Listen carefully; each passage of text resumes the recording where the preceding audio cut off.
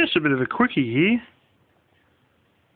Just lit this candle with the old gas stove lighter. I recommend in a big way getting the gas stove lighters. And you may say, oh, I can just use matches.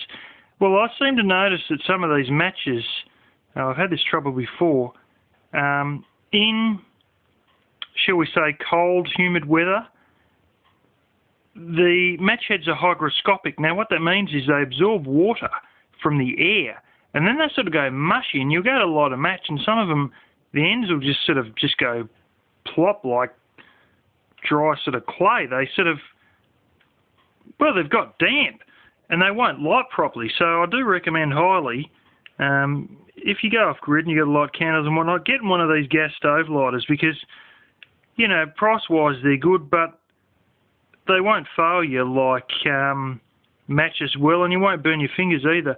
The other one I really highly recommend that I use on a regular basis, and I was using again tonight, is those headset LED lights. You know, the little ones, miner's lights sort of thing you strap on your head.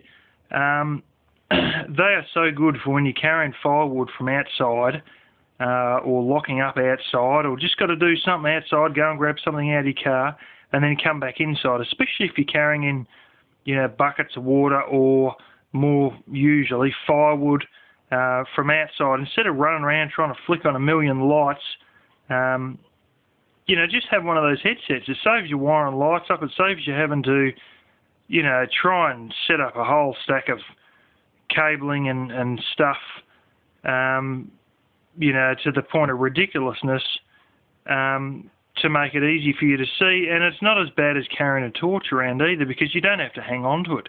So you can get a good heap of flaming firewood in your arms before you go back inside. But they're two little things that I really couldn't recommend them highly enough. And they're only cheap, but they'll make your life so much easier as an off-gridder.